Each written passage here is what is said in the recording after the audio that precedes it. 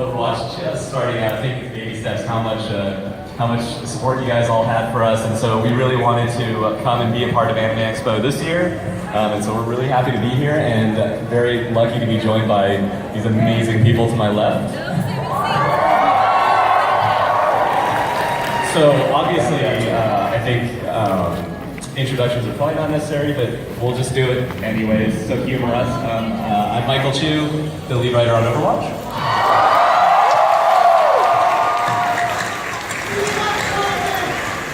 Hey, what's going on? I'm Johnny Cruz. Boostia!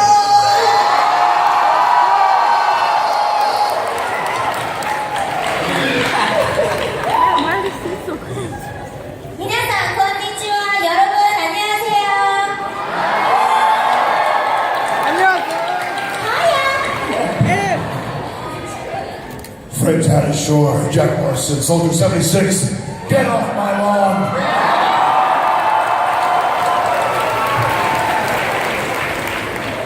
Hi, I'm Anjali Kumari, signature, setting up the car wash.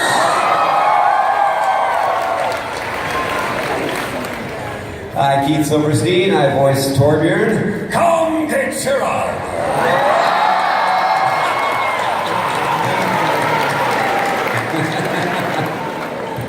All right, so I think we're gonna, I've got some questions for everyone up here. I'm sure that you guys have questions too, and they might have some questions for each other. We'll just have fun, talk a little bit about Overwatch, and yeah, we'll just see what happens.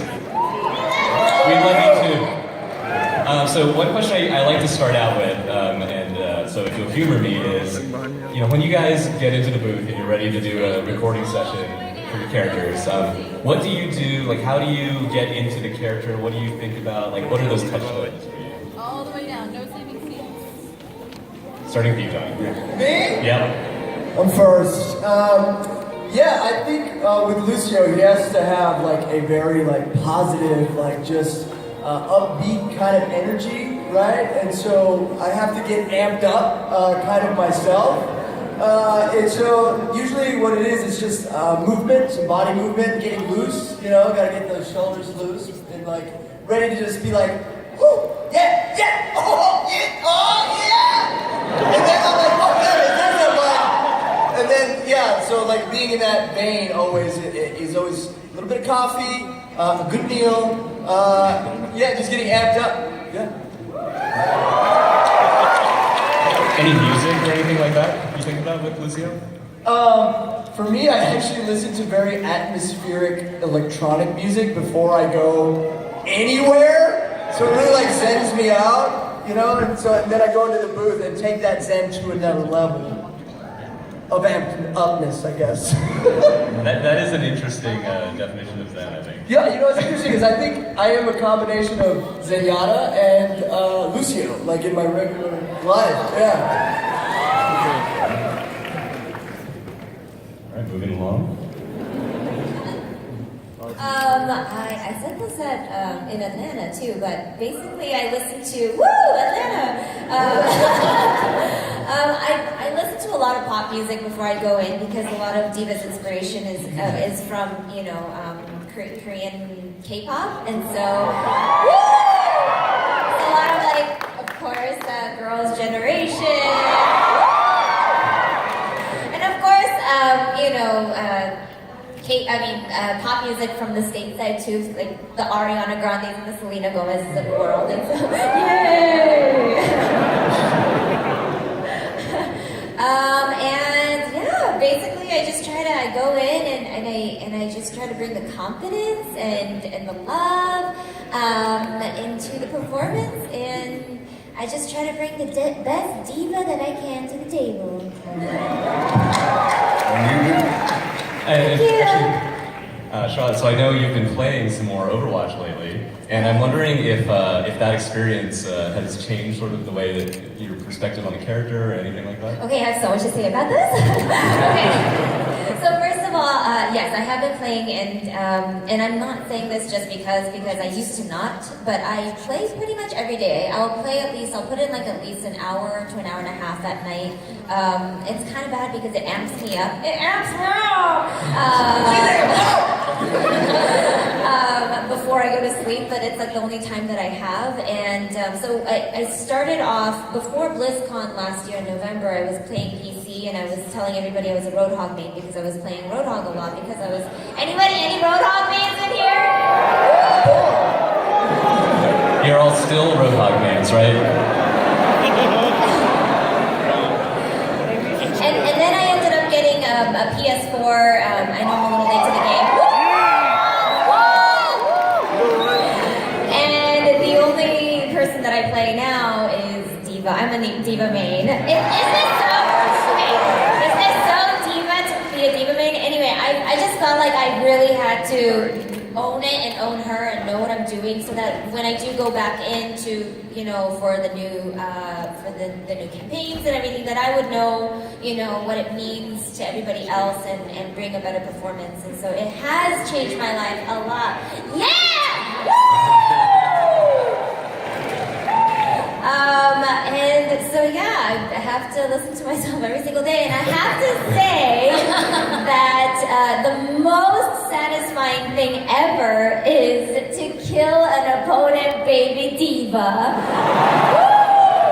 I am like laser focused, like when there's like there could be like there could be like 3 other people, and I could maybe do an ult and get a team kill, but instead I'm just like, where's that baby diva?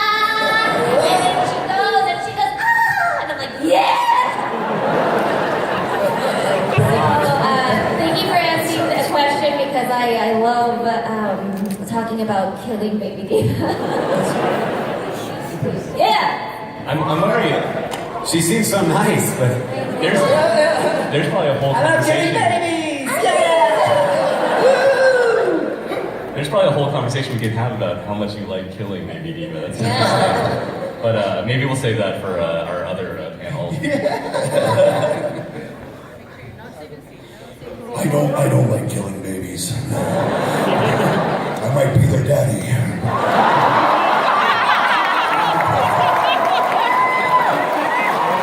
You never know. I love you too. I just think about, it's funny, I have to think getting myself calm, actually, for this character. I think about, just from a perspective of what he's been through, kind of betrayal, but he's still got a big heart, so I try to stick with that, try to get my voice in the right place. And music, Johnny Cash always comes to my mind. I shot a man in Reno, that kind of thing. I could also see him being really into jazz for some reason, like something you don't expect. Like, I really love that Ella Fitzgerald, she's all right. So there's a little bit of those combos. And then, just even something very hardcore music, either metal or rap, to just get that kind of energy going, I don't know if he'd be into it, but it works for what he's about. Just coming from heart. I try to go from the most badass as I can to the actual, the soft guy that he is inside. So that's where I try to come from in that. And thinking about, and again, thank you, all the soldiers.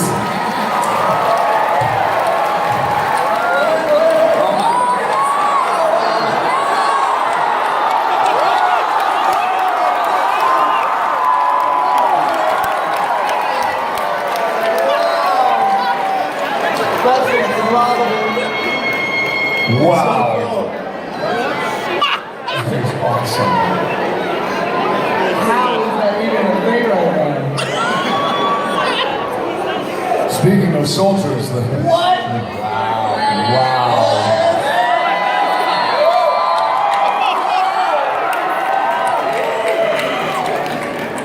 Oh yeah, hammer down! Watch out for the walls, man.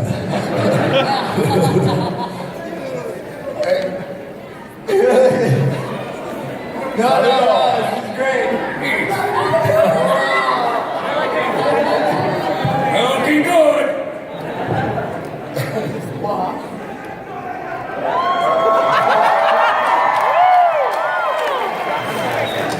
It sounds like it. I don't really want to follow that. I just want to watch you. That's so This is chill. He's Like lean up against the wall or something. I've got you in my sights. That's somebody who knew exactly what they were going to wear today. Yeah, There was no debate this morning. So good. Yeah, that's awesome. Look at this. Is this for me? Yes. Oh.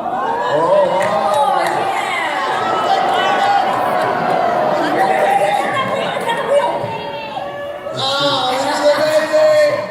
Are you giving it to me or are you just like, am I holding it? That's amazing. Did you We make need to hold it for the panel.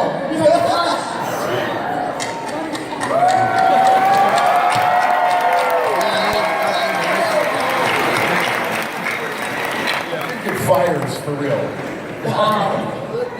Oh, that little ball comes out.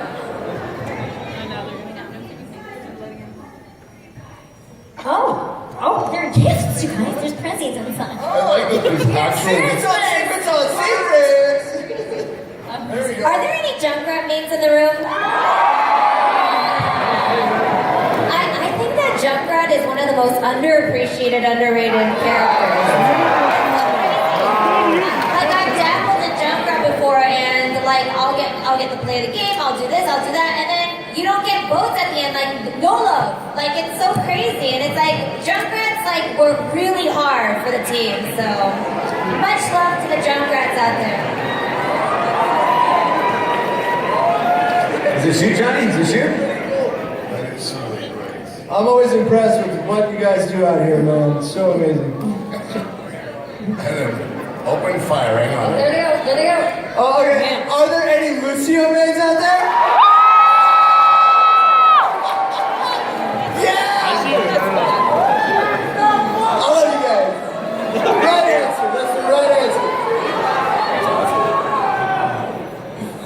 That is so cool. I'm mesmerized here. Hold for talent. I have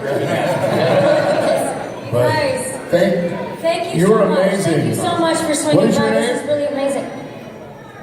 Hanari. Awesome. Yeah, Thank you, Tom. guys.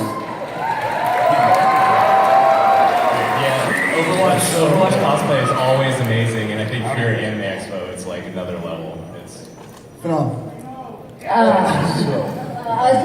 Question. Focus, Anjali. Which is interesting because that's what I have to do to get in the character Symmetra. I feel like Symmetra has a very busy mind and a very elegant, calm body.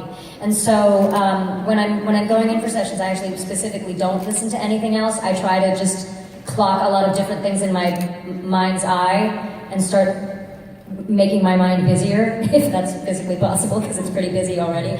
And then getting in when I'm there in the booth, just getting into that ready stance that she has, and feel like I'm prepared to spring at any moment, but I'm going to talk very carefully to all of you. And if I'm going to kill you, I'm going to say it very elegantly. Because we were not meant for greatness.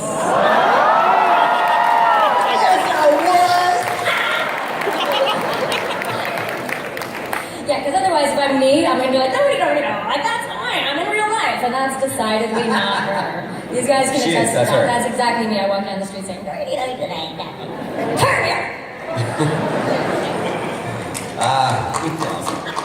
I have to start prepping actually the day before. What I do is I have to build something.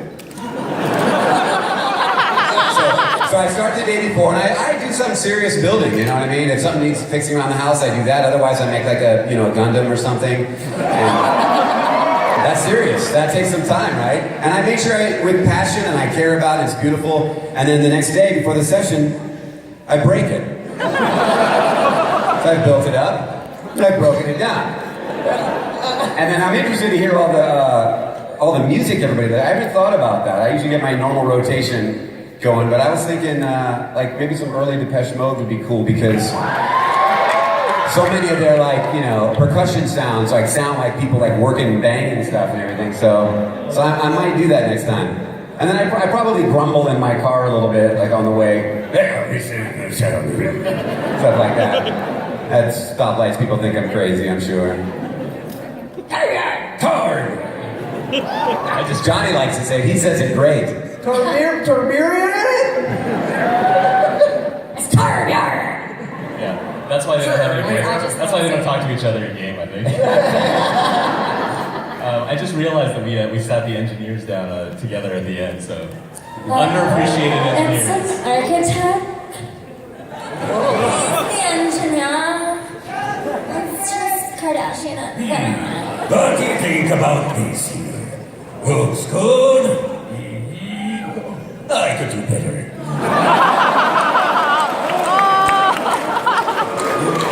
And so Notice the engineers are gone. So, Where do you go? Torbjorn builds a turret in 5 seconds. too long. It's not being a competition, Alchemist. Can you make it out of hard light?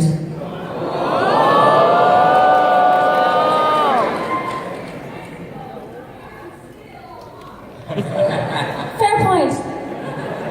So when I found out I was going to be hosting this panel, I decided to ask people questions that they wanted to see answered. There's definitely one question that is always at the top of everyone's mind, and since we just went through kind of a more in-depth question, we'll make this one fast. So it's about pizza and whether or not pineapple goes on pizza.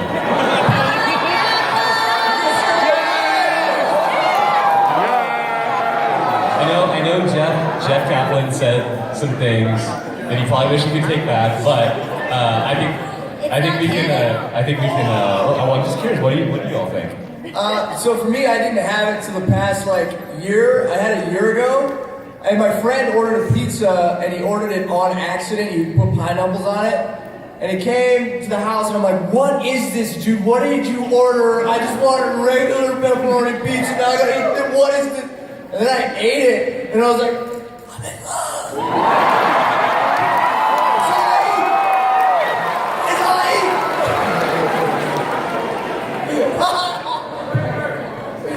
I still love you too. Mr. Kaplan said it. It's canon. So Very diplomatic. Well, is that what's wrong with me? No. Wait, what did you say? No. Right now, he doesn't speak up. He doesn't. But it is very diplomatic. But I agree. Pineapple belongs on pizza.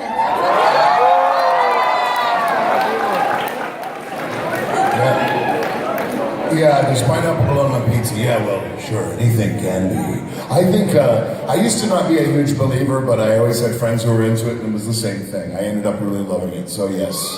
Yes. That's 3. There's a part of me that just doesn't even understand the question, why not? Pineapple, Indian people love love to mix sweet and savory. We love the combination. So, yes, put pineapple on it, put mango on it, I'm in. I like it. I have not had it in a long time, but I do remember when I was a young teenager and I was starting to experiment with pizza toppings. And I was like, do the pineapple on that too. Yeah, pineapple. And I loved it back then. I haven't tried it in a long time. I think now I'm gonna have to order one, and I guess Let's order. like live tweet that or something, right? I have to like live stream that. What about you, Drew? Right now. Hello, Anyone, pizza can someone place. order that right now? I think everyone should be able to top their pizzas however they please. Good answer. Good way to not answer. Well, Jeff actually does speak for me, so I have to. Yeah. This is true. I got it. Yeah. All right, so basically we're done. I think that's. This question was brought to you by Dole, the makers of pineapple. All right, so that's pretty much the big question out of the way. But another one I want to Who's ask. got that over with? Yeah, That was a tough one. and we're still all standing, so everyone. I don't see any fights breaking out, so I think we're okay. Now, pineapple on a quesadilla. Anyone? What do you think? Don't knock it till you tried it. I mean, yeah. Pineapple on lasagna. I mean, that's the same thing, yeah. Oh, maybe the anti-pineapple crowd has like an angle in now with the different kinds of pastas and stuff, but.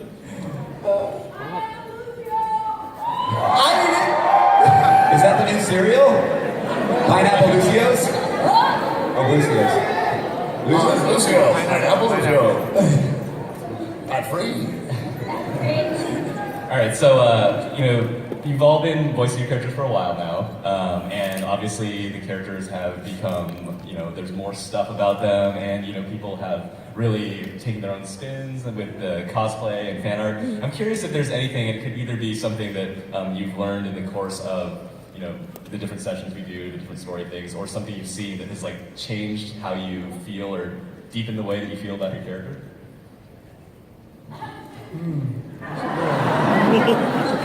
Can I jump in? Yeah, go It's for way it. out of order. Sorry guys, I'm not following. Okay, yeah. I was thrilled when it was confirmed that Symmetra was on the spectrum.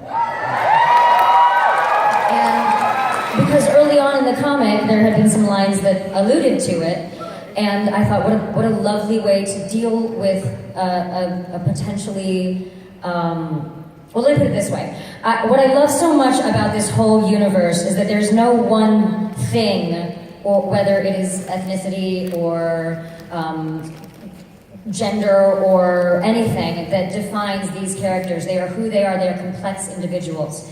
And as we learn more things about them, it's just one more aspect of their character. So when Jeff confirmed in the world that Symmetra was autistic, I thought, this is fantastic, because now people on the spectrum, and people who don't know that much about people on the spectrum, have an example of someone who has taken something that some people look at as a disability, but used it in her favor. And it's kind of something that we all want and need to be able to do, is say,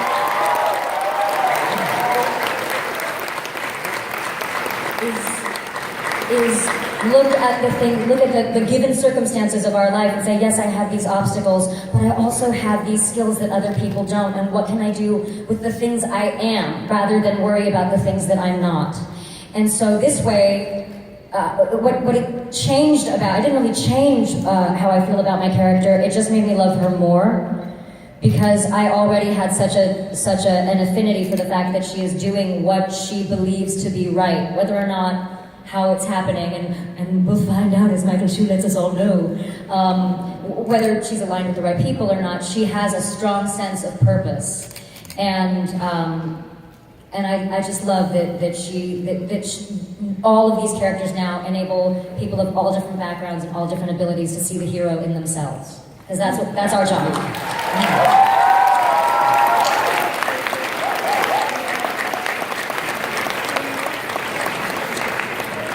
Okay, what she said, I like that.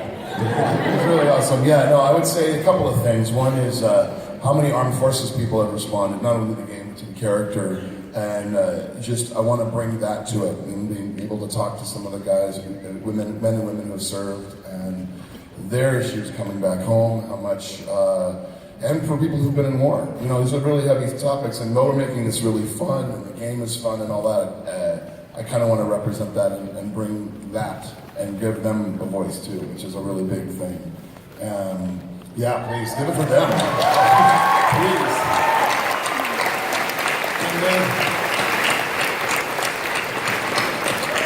And then all you guys with the fan art. Wow. Some of the greatest fan art I've ever seen. Not only the cosplay, but the Soldier 76's dad. Like, we kind of had that in mind when we not so much the dad thing, but just, you know, the tough love and like he really cares about his regiment and all this stuff. But the fact that people have turned this, people have turned this into something that it's like now it actually kind of has driven a little bit how I'm doing it, you know?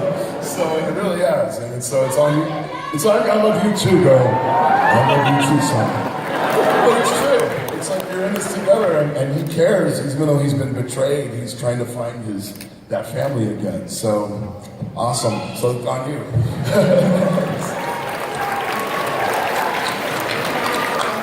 I love you guys. We love you. One thing for me from the very beginning was like, oh, you know, Lucio could just be fun, upbeat, chill. But what I started to see is that his positivity was affecting a lot of you in a way that I didn't even expect. And to get messages from people being like, you know, just even playing you and that energy that I feel from you picks me up. You know, I never expected that kind of response for it to mean so much. And I think each time I'm going in the booth now, I think about that. I think about the energy and the positivity that I am putting into it, that it's going to affect some people. So bring my A game. Let me bring as much love and like energy and focus, time, attention, life-giving energy to this character because people are going to feel that. I didn't expect it to be this, you know. So that's one thing to me that's been very touching. I read your DMs, I read your messages. I like your stuff on Twitter because I'm looking at it and I'm seeing it. And I'm like, wow, this is really affecting people in a way I never expected. So that to me has been awesome. I'm a father of 3, and when I found out semi-recently that Torbjorn is a father of, is it 9? but I like that because, you know, his whole thing is defense and protection, and it feels like he has a very valuable family at home, and that just kind of ties in for me and kind of makes sense that he would be about protecting the world, about protecting his family. So I kind of like how that ties in. And the other cool thing is, I like that we only know so much. I mean, you guys think, I don't know if some of you think we know a ton more about these characters than you do. We don't know that much more. We might know a little bit here and there, but it's so, I mean, like I've already fallen in love with all these characters, and I love being able to play Torbjorn, and it's like, to know that there's more coming that I'm going to find out about, and then the character's continually growing. It's not like, here he is, boom, that's it, work with that, they'll never be, there's so much more to come, and for me, it makes the ride so fun and unique. You know, a lot of games aren't like that. You get your package and that's it, that's what that character is, go. So it's going to be fun, I think, to incorporate new things that we learn about all the characters as we go, and the way relationships develop between the characters and how they do, you know. My baby turrets? I wasn't counting the turrets, but yeah, those babies too. Yeah, you know, most of the children in that panel and the artwork you're talking about, those are actually mostly your grandchildren. Whoa! See? And now we found out something. Yeah. That's perfect.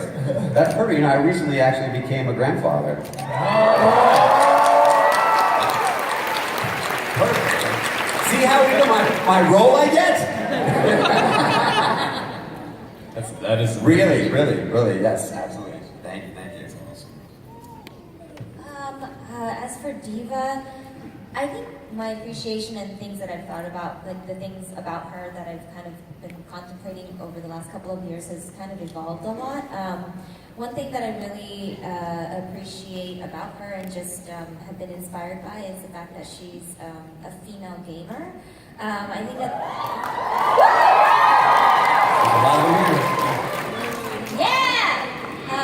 As a lot of you guys know, Diva became the symbol for feminism in Korea, which I think is crazy. The bunny was protests and stuff like that, they had all, like the spray went up and everybody was using the bunny as a symbol, and I just think, wow, that's really amazing that something like, a game can actually translate into something as significant as feminism. And so that's something that I think is really cool.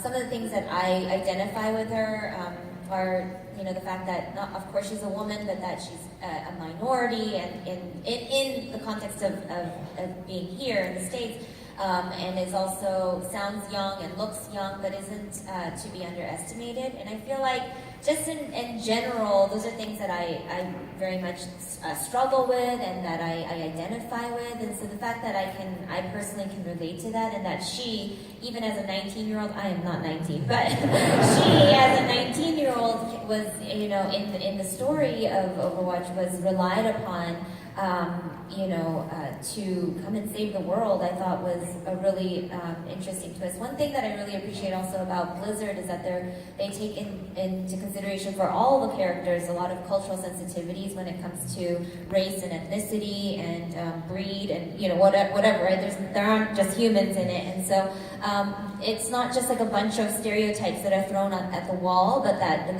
they're very deeply thought out, and there's just a lot of work that goes into developing the characters. And so I'm not just speaking for my own character, but for the other characters as well. I think that they're just very they're deeply thought out, and I haven't found anything that was offensive. I know that that's like sort of like a low standard, but there are things out there, especially in Asian American culture, that can come off as offensive in the gaming world as well as like the anime world and whatnot. And so the fact that there's somebody for everybody to choose from is something that I've deeply appreciated.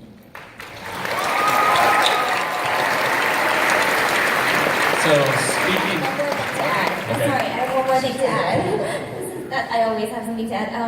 I also think that the sort of storylines that you guys all come up with, that we all see and are a part of, like Fred mentioned about being dad, I think so many of us have we all have like problems in life, and we have, different issues that we go through. And for me personally, like I always share that I was always touched when I watched Soldier's cinematic, because I was really teary, because I've always had a certain kind of relationship with my own father. And so the fact that a game can help you sort of cope with your own life by, the relationships, the healthy relationships that you see between a dad and a daughter, I think is something that also has touched me personally. So just wanted to add that.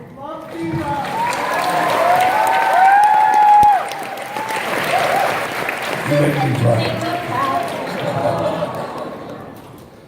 All right, so my segue's a little less good now, but that's okay. I am curious, other than the character that you play, who is your favorite character in the cast of Overwatch? And let's start with you, Donnie. Oh man. So